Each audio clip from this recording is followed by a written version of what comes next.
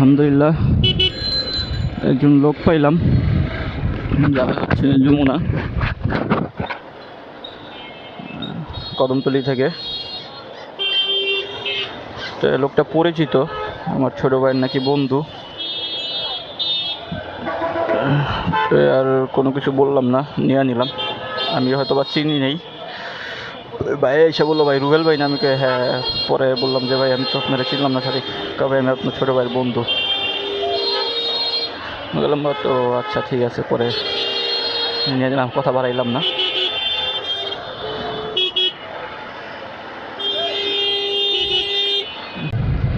যমুনা থেকে গাড়িটা ঘুরাইতেই একটা লোক পেলাম, যাবে হচ্ছে বনানী।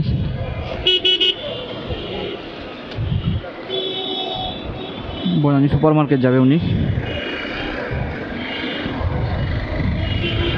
সুপার মার্কেটে নামা দিয়া দেখি আল্লাহ বড় শাড়িটা পাই কিনা, আগে যায় আনি। আবার ওই ভাইয়ের ছোট ভাই বললো যে যাবে, গেলে তো ওকে নিয়ে যাবো ইনশাল্লাহ। আশেপাশে থাকলে এক টান দিয়ে চলে আসবো। বেশি দূরে যে গেলাম না, নয়াপল্টনে ভাড়া পাইছিলাম কিন্তু যাইনি। ওই যদি আবার হয়ে যায় তাহলে আবার ওরে নিয়ে যাবো, এই কারণে। দেখি বাকি আল্লাহ ভরসা।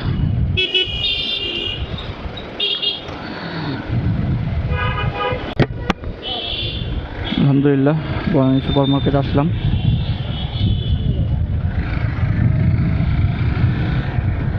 সুপার মার্কেট বলছিল ভাই, বললো একটু সামনে যাইতে। হ্যাঁ, এখানে নামবো উনি।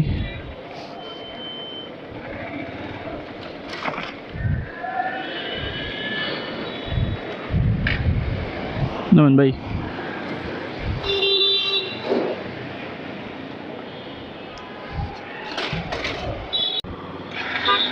বিসমিল্লাহির রহমানির রহিম। আসলাম হচ্ছে বক্ষবেদী। বক্ষবেদী থেকে এখন ধানমন্ডি যাব, ধানমন্ডি থেকে আবার বক্ষবেদী আসবো। দেখি এখন উনি একটা জমা দিবে, জমা দেওয়ার হইলে আবার চলে যাব।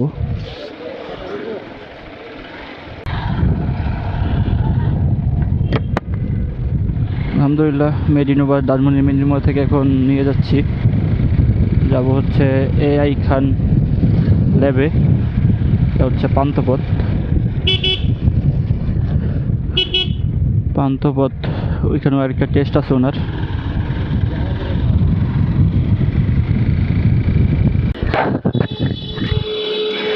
আলহামদুলিল্লাহ AI খান ল্যাব থেকে মাত্র বের হইলো ভাই। এটা স্কয়ার হাসপাতালের সামনেই।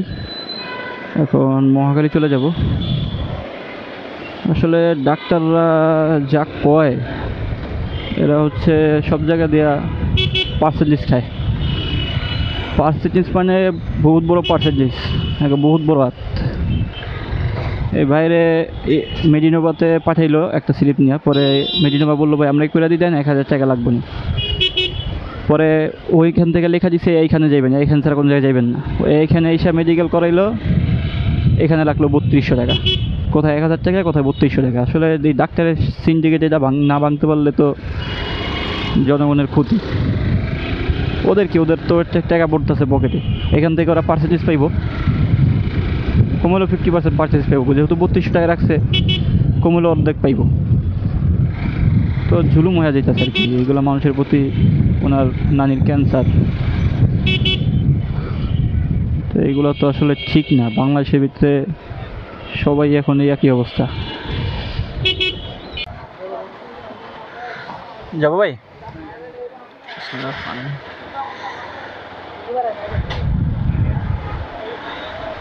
বাইরে নিয়ে এখন আবার সদরঘাট যাচ্ছি। ভাই আবার বললো যে ভাই একটু দাঁড়ান, আমি সদরঘাট যাবো। বাইরে নিয়ে ঘুরলাম কম না, এখান থেকে নিয়েছিলাম বাইরে এখান থেকে নিয়ে গেলাম ধানমন্ডি মেডিনোভায়। মেডিনোভা থেকে গেলাম পান্থপথ গেছিলাম AI খান ল্যাবে। তো এইখান থেকে আবার পান্থপথ থেকে আবার এখানে আসলাম। এখানে আসার পর এখন আবার সদরঘাট যাচ্ছি। এবার আমি একটু শতকাট নামা দিয়ে আসেন, যেহেতু যাবেনি চিন্তা করলাম নামা দিয়ে আসি। নামা দিয়া দুপুর টাইম হয়ে গেছে, যদি বাসায় যাই খাওয়া দাওয়া করি, আর যদি বাসায় না যাই তাহলে এখান থেকে আরেকটা যদি আপ ডাউন ভাড়া পাই তাহলে মারুম। মাত্র 2টা বাজে, এখনও দিন অনেক বাকি। কালকে আবার হয়তো বা ঝড় বৃষ্টি আসতে পারে, মোবাইলে দেখলাম। বাকিটা আল্লাহ ভরসা, আল্লাহর উপরে। তো এখন বাকি সদরঘাট গিয়ে দেখা হবে ইনশাল্লাহ।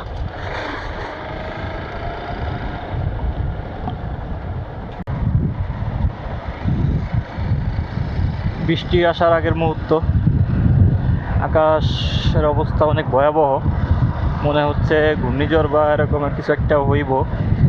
খবরে তো দেখছিলাম এটা মনে হয় আজকেই হইব। পরিস্থিতি অনেক ভয়াবহ, একটুর ভিতরে পুরো আকাশ মেঘলা হয়ে গেল।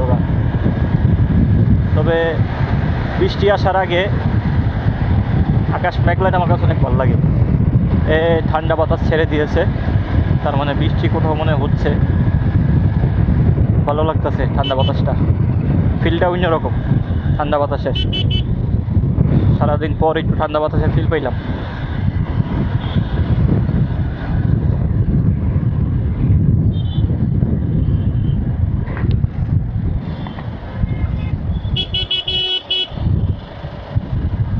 আজকে সারাদিন পর ঠান্ডা বাতাসের ফিলটা অনেক সুন্দর। ওই যে কাক উঠতেছে, তার মানে বৃষ্টি পড়বো, বড় ধরনের বৃষ্টি পড়বো মনে হচ্ছে। পুরো আকাশ কালো মেঘে ডাকে।